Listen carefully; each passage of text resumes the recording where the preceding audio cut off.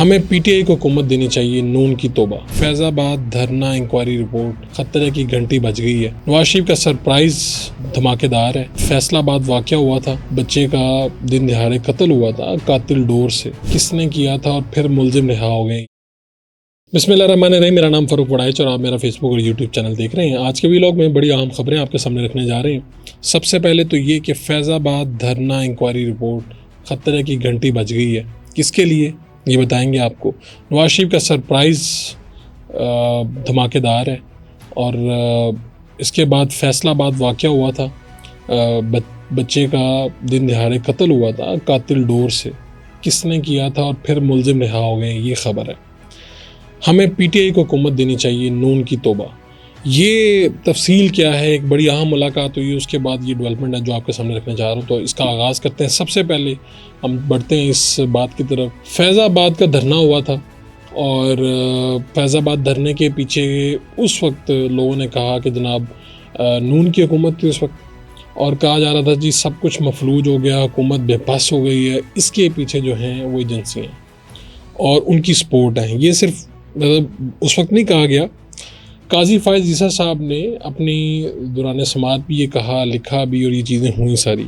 अब हुआ ये है कि इसकी रिपोर्ट आई है। फैज़ाबाद धरने की एक इंक्वायरी कमीशन बनाया गया, 3 ब्यूरोक्रेट लगाए गए इसमें रिटायर्ड, और उन लोगों ने ये पूरा इंक्वायरी कमीशन। अच्छा, एक अजीब बात ये है कि उन्होंने कहा जी पंजाब हुकूमत ज़िम्मेदार है, फ़लाँ ज़िम्मेदार है। कोई शख्स आइडेंटिफाई नहीं हुआ इस सारे इंक्वायरी कमीशन की रिपोर्ट के मुताबिक, कोई एक शख्स नहीं। अच्छा, इसमें से आप समझें कि जनरल रिटायर्ड फैज़ जो हैं उस वक्त के डीजीसी, उनके ऊपर सबसे ज़्यादा इल्ज़ाम थे कि जी वो बड़े इसमें प्रोमिनेंट थे, उनका बड़ा किरदार था, इस धरने के पीछे वो थे, मास्टरमाइंड थे वो इसके।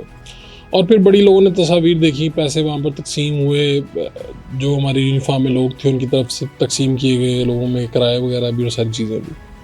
तो अब जो रिपोर्ट आई है उसके मुताबिक, जो उसमें जनरल फैज़, रिटायर्ड फैज़ साहब हैं, उन्होंने ये कहा कि धरना ख़त्म करने की जो ज़िम्मेदारी है वो हुकूमत ने उन्हें दी थी, और जो साइन करने के वाले से उस वक्त जो है पार्टी जो है जिनका धरना था वो ये चाहते हैं कि उस वक्त वो ये चाहते थे कि आर्मी चीफ़ के उसके ऊपर साइन हो। तो फिर उनकी और जो उस वक्त के ISI चीफ थे उनकी इजाज़त से फिर जनरल फैज़ साहब ने वहाँ पर साइन किए। खबर ये है कि उन्होंने जो बयान दिया वो मंजर आम पर आया, जो इंक्वायरी कमीशन के सामने दिया। उन्होंने कहा हुकूमत ने 22 नवंबर 2017 को वज़ीर-ए-आज़म की सरबराही में धरना ख़त्म करने की जिम्मेदारी दी थी। बयान में उन्होंने कहा धरना मुनज़्ज़म नहीं ख़त्म कराया था, तहरीक लब्बैक मुआहदे पर आर्मी चीफ के दस्तखत चाहती थी, इसलिए मुआहदे पर दस्तखत किए, और मुआहदे पर दस्तखत की इजाज़त ISI चीफ और आर्मी चीफ ने दी थी। माली मामलात की कहते तहकीक हमने नहीं की क्योंकि वहाँ मैंडेट नहीं था जो TLP के हवाले से। खैर, अहम बात ये नहीं है, अहम बात ये है कि अब इस जो रिपोर्ट आई है उसमें जो बात की गई है वो ये की गई है, इंटेलिजेंस जो एजेंसी हैं इनको रेगुलेट किया जाए, इनको एक निज़ाम में लाया जाए, और जो जितनी भी ISI, IB और दीगर एजेंसीज़ हैं उनके काम को रेगुलेट करने के लिए कानून बनाने की जो बात तजवीज़ दी गई है इस कमीशन रिपोर्ट में। और कमीशन का मुशाहिदा भी ये कहता है कि जनाब इन चूँकि इंटेलिजेंस एजेंसियों के काम को रेगुलेट करने की कोई कानून मौजूद नहीं है, और इसके लिए ज़रूरी कानून साज़ी और शराइत बनाने की सिफारिश की है उन्होंने। अच्छा, अब यहाँ पर कई दर्जनों एजेंसीज़ हमारे यहाँ काम करती हैं हमारे पाकिस्तान के लिए। वो कुछ की विद इन द पाकिस्तान, कुछ की आउट ऑफ पाकिस्तान, यानी इन लोगों ने कुछ ने अंदरून मुल्क और कुछ ने बैरून मुल्क के लिए भी ये सारी जिम्मेदारियाँ सर अंजाम देती हैं। लेकिन सबसे बड़ा मसला ये है कि इनके लिए कोई बाकायदा कानून ऐसा सच मौजूद नहीं है, जो कि सवाल मेरा ख़्याल है हर वाक़े के बाद नया ये सवाल खड़ा हो जाता है कि भाई अब क्या करें। तो इसको लिखने वाले ने बड़ा कमाल लिखा, उन्होंने कहा बिल्ली के गले में घंटी कौन बांधे, कि भाई कौन आगे बढ़े। पार्लियामेंट आपकी इतनी वो उसमें इतनी तब्बड़ नहीं है कि वो आगे बढ़े, और जो भी हुकूमत में आ जाता है वो इस हवाले से खामोश हो जाता है। चाहे वो ये तो वो बात है ना, एक्सटेंशन के मामले में भी खामोश हो जाते हैं। बड़े बड़े जो ज़हीन, फ़तीन और बहादुर सियासतदान हैं, मैंने उनको भी खामोश होते देखा है। तो यही शायद वजह है कि पाकिस्तान एक हाथ से आगे नहीं बढ़ पाता, फिर वाक़यात होते हैं। और अभी ज़्यादा दूर ना जाएँ आप, जो चपकलिश और जो तनाव की कैफियत बहावल नगर में हुई उसके ऊपर भी अभी मट्टी नहीं पड़ी। मैं फोर्ट्स के लोगों से मिल रहा हूँ तो वहाँ पे बेचैनी है। मामले को फ़िलहाल दबा दिया गया, मीडिया कोई नए मामला सामने ले आया, लेकिन वहाँ पर इतनी इतना सुकून नहीं है लोगों से मिलने के बाद, ये एहसास होता है। चलिए आगे बढ़ते हैं। फैसलाबाद में एक वाक़या हुआ था, नौजवान की जो दिन दहाड़े जान ले ली थी। डोर आई, वो इफ्तारी का सामान लेने जा रहा था, उसकी शादी थी कुछ दिन बाद, ईद के बाद। तो दिन दहाड़े ये सारा कुछ हुआ, लोगों ने देखा, खून निकला और वो चंद लम्हों में वहाँ पर अपनी जान दे बैठा। तो अब ख़बर जो आई है वो मेरे लिए बड़ी अजीब नहीं है। बतौर साफ़ी मैंने इस तरह के वाक़यात देखे हैं।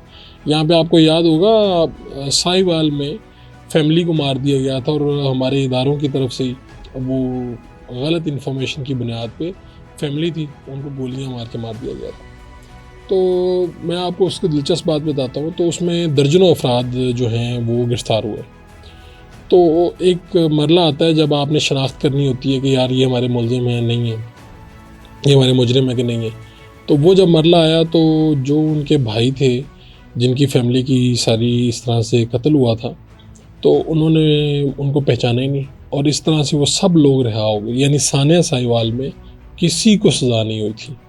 और अगर आप इसे जाके गूगल पे लिखें, सारी इन्फॉर्मेशन आपके सामने आ जाएगी। ये चूँकि एक माह अभी रमज़ान का वाक़या है, तो थाना फैक्ट्री एरिया के इलाके में डोर फिरने से नौजवान की हलाकत पर गुरसा ने मुकदमे में गिरफ्तार मुलज़िमों को मुआफ़ करते हुए अदालत में बयान हल्फी जमा करवा दिया। हुआ क्या, 22 मार्च को मोटरसाइकिल सवार आसिफ अशफाक डोर फिरने से जान की बाजी हार गया था। सीसीटीवी फुटेज में सब ने नौजवान को तड़पते देखा। पुलिस ने अपनी मदईयत में मुकदमा दर्ज किया, तफ्तीश की। मुलज़िम आबिद, अब्दुलशकूर, बिलाल, अतीक, ज़ीशान को हिरासत में लिया, और उन्होंने कहा जी आसिफ गिरफ्तार मुलज़िमों की पतंगबाजी करते इस्तेमाल होने वाली डोर का निशाना बना। चालान अदालत में जमा करवाया, मुलज़िमों को जेल मुंतकिल किया गया। ताहम जो अब ये उनके जो भाई हैं आसिफ अशफाक मरहूम के भाई यासिर अशफाक, उन्होंने वर्सा की जानिब से गिरफ्तार मुलज़िमों को माफ़ करने का बयान हल्फी अदालत में जमा करवा दिया। और उन्होंने कहा क्या है कि जी गिरफ्तार मुलज़िम उनके असल मुलज़िम नहीं हैं, इसलिए इन्हें रिहा कर दिया जाए। ये अफसोसनाक है कि अगर ख़ुद रियासत, चूँकि पुलिस जो है वो रियासत की तरफ से फ्रंट पे आके ये मुकदमा करवाती है, तो उसके बावजूद अगर कोई भी वहाँ पे नहीं हुआ, तो भाई एक जान तो गई ना, और एक कीमती जान गई, डोर फिरी, तो फिर उसका ज़िम्मेदार कौन है? अगर यहाँ पे उन्होंने माफ़ कर दिया, सब रिहा हो गए, तो फिर मुलज़िम आखिर कौन है? तो ये वो केस है जिसमें वज़ीर आला पंजाब ख़ुद उनके घर जाती हैं, नवाज शरीफ उनके घर जाते हैं, तो इसके बाद भी इसके ऊपर मट्टी इस तरह पड़ जाती है। तो हमारे यहाँ इसका कोई निज़ाम वज़ा होना चाहिए कि ये आखिर मामला क्या है और लोग क्यों इस तरह करते हैं, मुलज़िम असल क्यों नहीं पकड़े जाते, और फिर जब कोई पकड़ा भी जाता है तो ये इस तरह से माफ़ी तलाफ़ी क्यों हो जाती है। खैर, जो मैंने शुरू में आपको कहा था कि नवाज शरीफ का सरप्राइज़, तो मेरी पाकिस्तान मुस्लिम लीग नून के एक कदावर रहनुमा से मुलाकात हुई, और मैंने उनसे पूछा कि क्या हाल चाल है। तो ये की हाल चाल है, जो इसके अंदर ये सारी बातें हैं कि जनाब को तोड़ा की बने हैं, ये सब वही सवाल होता है। तो वो जो वज़ीर भी रहे हैं जिनका कद काठ काफ़ी बुलंद है, तो उन्होंने ये एक बात की कि यार बात ये है कि हम इसको फ़ोन नहीं कर रहे, बात इस तरह से कर नहीं रहे, लेकिन एक तो ये हमारी हुकूमत नहीं है, दूसरी बात ये है कि यार हमें सच को तस्लीम करना चाहिए। इतना बड़ा फ्रॉड हुआ है इन इलेक्शन में, अगर हम आज नहीं इसको तस्लीम करेंगे तो ये मुल्क किस तरह आगे बढ़ेगा। मैंने पूछा क्या जनाब, क्यों, कौन सा फ्रॉड हुआ? तो उन्होंने कहा जनाब इलेक्शन वाला। मैंने कहा उसके नतीजे में तो बरसर इक़्तिदार आपकी पार्टी आई है, तो आप क्या बातें कर रहे हैं? मेरे लिए ज़रा शॉकिंग था। तो उन्होंने कहा भाई हम इलेक्शन लड़ते आए हैं, जीतते आए हैं, दर्जनों मरतबा जीते हैं इलेक्शन, ख़ुद वो असम्बली पहुँचते रहे हैं। तो उन्होंने कहा भाई ये जो है ना इंसाफ का कत्ल हुआ, और ये मैंडेट हमारा नहीं है, ये पीटीआई का मैंडेट है। तो मैंने कहा फिर क्या हल है इसका, अब क्या किया जाए? तो उन्होंने कहा जी मैंने तो अपने जो हम ख्याल हैं उनको ये बता दिया कि हमें हुकूमत पीटीआई को दे देनी चाहिए, चाहे उसमें इमरान खान हो या ना हो, लेकिन हमें ये इसका हल है।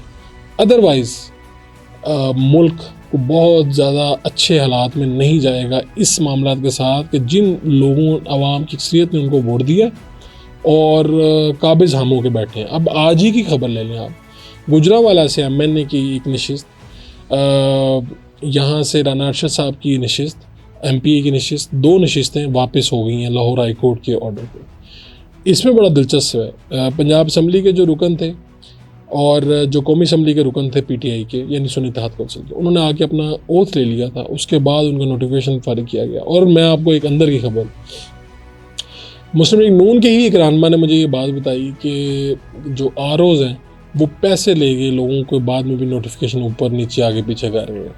और वो इतने अहम रहनुमा थे और इतनी मुस्तरद खबर है कि मैं उसको जुटला नहीं सका, क्योंकि अपनी ही पार्टी के कई नोटिफिकेशंस के ऊपर उन्होंने कहा कि ये भी जाली है, ये भी जाली है, ये भी जाली है।